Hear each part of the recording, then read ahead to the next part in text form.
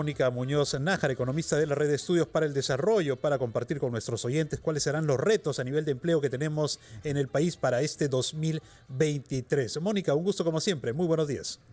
¿Cómo están? Buenos días, Carlos. Buenos días, Jorge. Buenos días a todos los que nos están escuchando.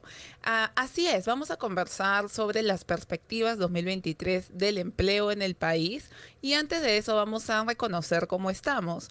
En general, creo que una noticia positiva del 2022 fue que los niveles de empleo al fin se recuperaron a los niveles prepandemia. Acá sí me gustaría explicar algo a nuestros oyentes. Quizá ustedes han escuchado en algún momento al presidente del Banco Central o al ministro de Economía señalar que el empleo formal desde hace más de un año ya se recuperó.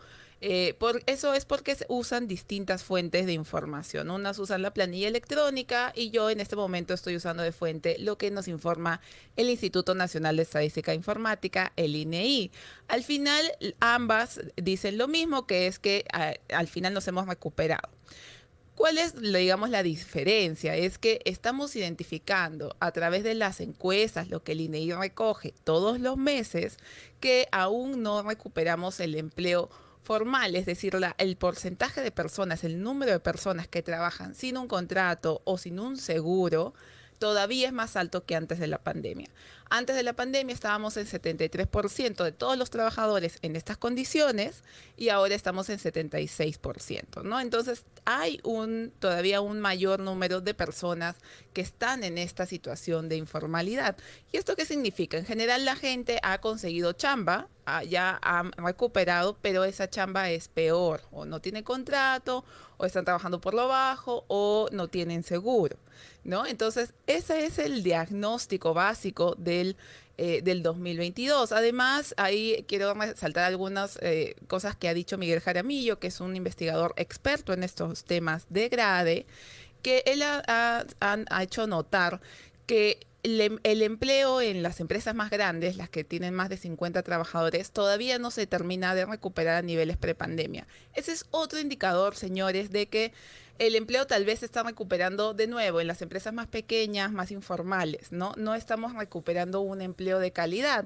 Y esto se debe a que las empresas más grandes, las más formales, probablemente tienen miedo o tenían miedo de contratar a trabajadores porque había todo este problema de la desconfianza en el gobierno, en la gestión, había mucho ruido con el Código Nacional del Trabajo y distintas medidas laborales que estaba sacando el gobierno. Entonces, ¿cuáles son los retos para el 2023?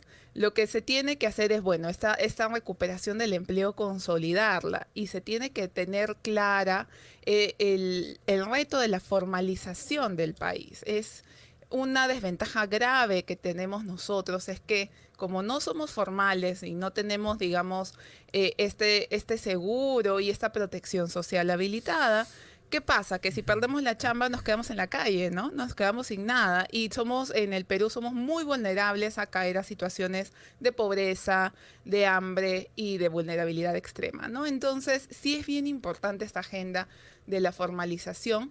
Y una noticia rápida que quería comentar antes de cerrar este espacio es que el ministro de Trabajo ha anunciado que se va a imponer o se va, digamos, implementar un seguro de desempleo adicional a la CTS.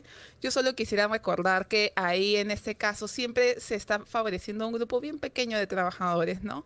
Tal vez todos los que me escuchan que reciben CTS considérense muy afortunados porque están entre los menos del mercado laboral peruano, ¿no? Entonces, estas medidas de generar mayor protección social son buenas, pero siempre recordemos a quiénes van a beneficiar. En este caso sería lamentablemente muy pocos trabajadores. Así que esperamos que el gobierno más bien plantee cosas un poco más amplias, Jorge, Carlos.